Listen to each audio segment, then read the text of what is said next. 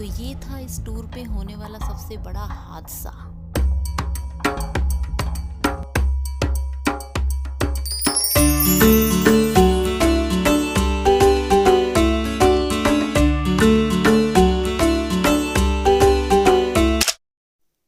Hello दोस्तों, स्वागत है आपका इस मोरनी हिल्स के फैंटास्टिक व्लॉग में।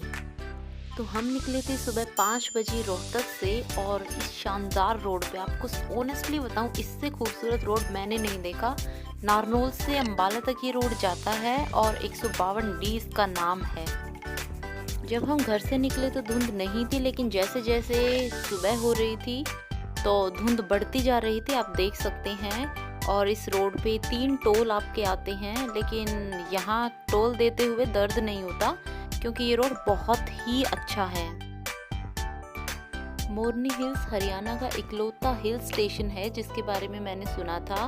और ये मोड़ शुरू होते ही सबसे पहले ये ऋषु के दोस्त मिले हैं, बंदर। बहुत सारे बंदर थे वहाँ और ऋषु को बंदर देखना बहुत पसंद है, तो हमने गाड़ी रोक के उसको फुर्सत में बंदर दिखाए और उसने पहाड़ भी पहली बार देखे थे। हरियाणा में पहाड़ होते नहीं हैं, तो हमने सोचा था ये हल्की फुल्की कोई छोटी मोटी पहाड़ी होगी, और ये उम्मीद बिल्कुल नहीं थी कि ये इतना लंबा रास्ता होगा और ऐसे पहाड़ों की तरह इतना घुमावदार होगा।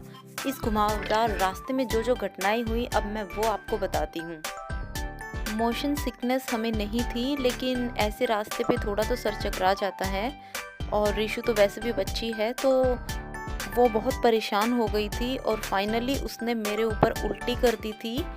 और जो टॉप आपने स्टार्टिंग में देखा था येलो कलर का, वो मुझे अपनी स्कर्ट पे पहनना था, लेकिन वो सारा सन चुका था। और मेरी एकमात्र जीन्स, क्योंकि हम 1-2 दिन के ट्रिप पे ही गए थे तो मैंने इतनी ज़्यादा पैकिंग नहीं की थी, और वो भी उल्टी में हो चुकी थी। और मैं और ऋषु वहाँ बुरी तरह सने हुए पहाड़ के किनारे पर खड़े थे।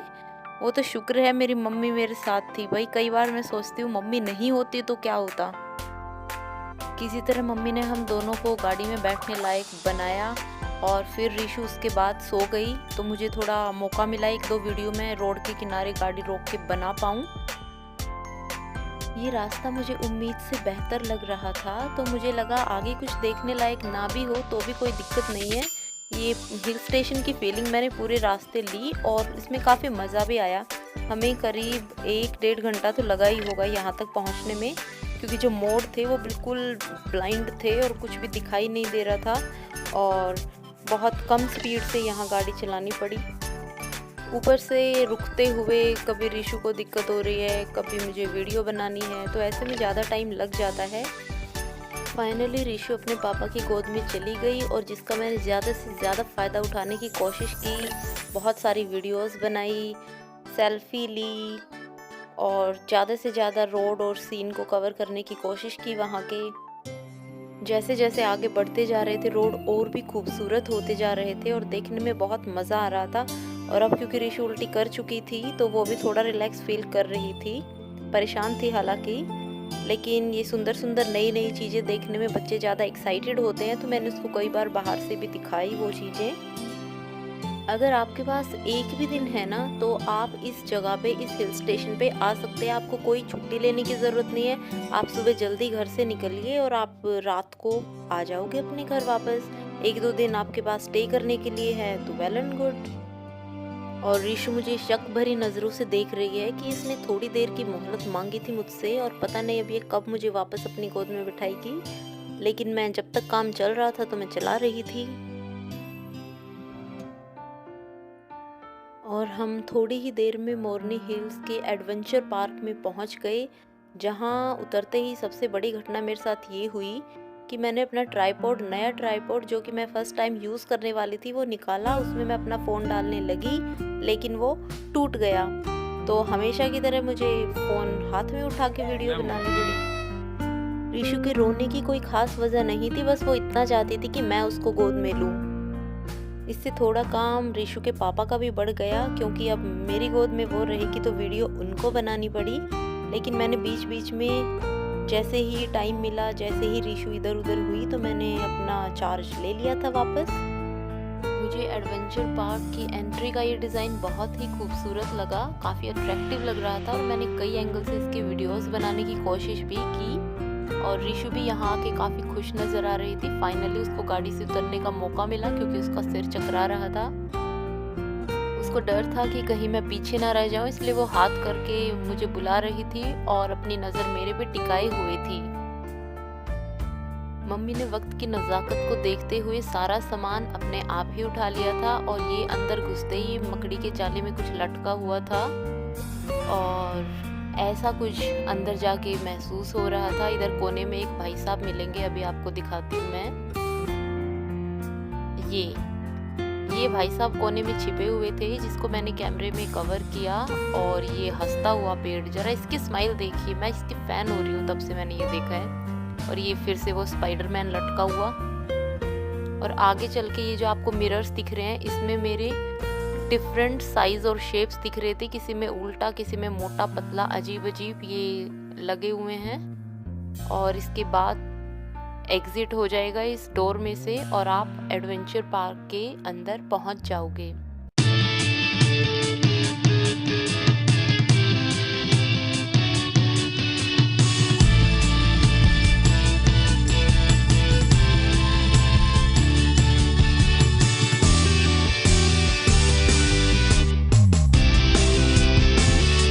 और ये आए रिशु के काम की चीज़। यहाँ आके इसने पहली बार इतना एंजॉय किया और यहाँ से ये चढ़ तो गई लेकिन उतरने का नाम नहीं ले रही थी। आधा घंटा इसने हमारा यहाँ वेस्ट करा दिया और ये बिल्कुल नहीं उतरने वाली थी।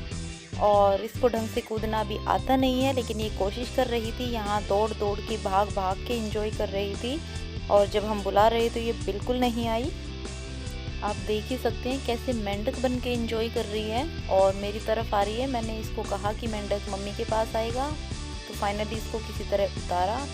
और ये ऐसे बहुत सारे घोंसले बने हुए हैं यहाँ, लेकिन इन पे मेरे को कोई पक्षी नज़र नहीं आया। मैंने झांक झांक के भी देखा, शायद पक्षियों को ये पसंद नहीं आए होंगे। और इस जगह पे आके आपको बहुत सारे आइडियाज़ आएंगे कि आप किस पोज में कैसे कहाँ से झांक झांक के फ़ोटो खिंचा सकते हैं। और मुझे भी आए तो हमने किया स्टार्ट। इन पंजों पे हमने उछल कूद की। ये जो छपे हुए थे कहीं कहीं से खिड़की जंगलों में से झांक झांक के खूब सारे फ़ोटो खिंचाए और रिशु के अच्छे मूड का हमने पूरा फ़ायदा उठाया। आजा रपट के कूद के आजा। और ऐसे हमने इसको यहाँ से उतारा, जिस चीज़ पे चढ़ जाती थी वहाँ से उतरने का नाम ही नहीं ले रही थी। ऐसे उतारा इसको हमने और फिर वापस जाने ही नहीं दिया। और यहाँ मैंने देखा, अरे वाह ये तो अच्छा आइडिया है। जैसे ही मैंने मम्मी को देखा तुरंत मैंने इस आइडिया को फॉलो किया और मैं जितने जंगलों में से झांक सकती थी मैंने झांका और अपनी वीडियो बनवाई। और ये जो निकलते हुए कोई पोज नहीं थी, एक्चुअली मुझे ये समझ नहीं आ रहा था कि इससे कैसे निकलना है।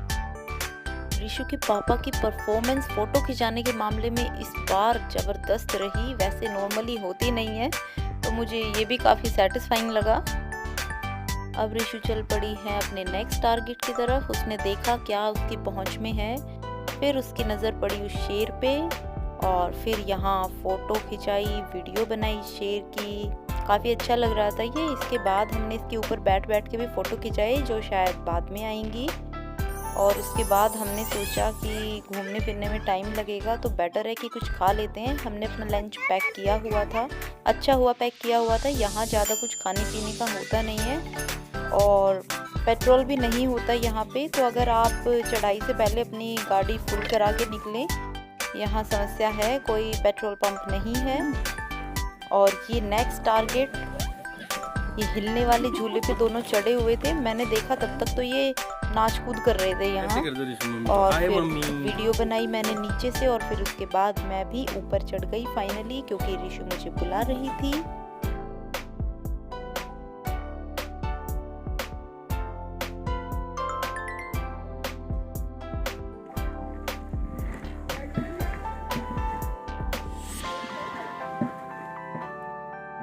और ये मेरी अपनी घाघरे को संभालते हुए सुरक्षित उतरने की एक कोशिश, और जिसमें मैं सफल हो गई।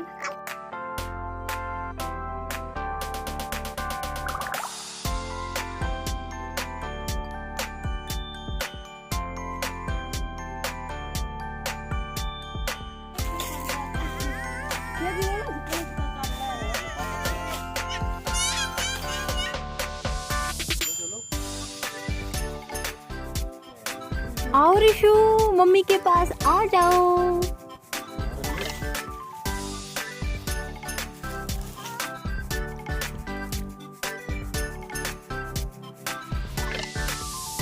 वाह, मुझे तो अच्छा लग रहा है ऋषु।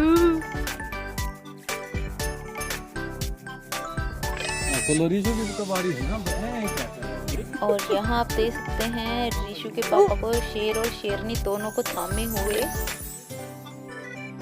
मुझे मैं काफ़ी अच्छी लग रही थी इस लुक में, शेर के ऊपर घाघरे में सवार होके। और उसके बाद हमने शुरू की थोड़ी ट्रैकिंग, जिसमें मैं थी सबसे पीछे क्योंकि मुझे वीडियो बनानी थी। उसके बाद मंकी मेज आएगा, जो कि मैं सारा तो नहीं दिखा पाऊँगी क्योंकि वीडियो काफ़ी लंबी हो रही है। मेरा मकसद आपको पकाना बिल्कुल भी नहीं है, तो इसीलिए अगर आपको ये वीडियो अच्छी लगी हो तो आप नेक्स्ट भी देखिएगा। और चैनल को सब्सक्राइब नहीं किया है तो कर लीजिएगा। और कमेंट में बताइएगा कि आपको इस व्लॉग में सबसे अच्छी चीज़ क्या लगी। तो मिलते हैं इसके पार्ट 2 में। तब तक वीडियो को लाइक करें, कमेंट करें और शेयर करें। Thank you.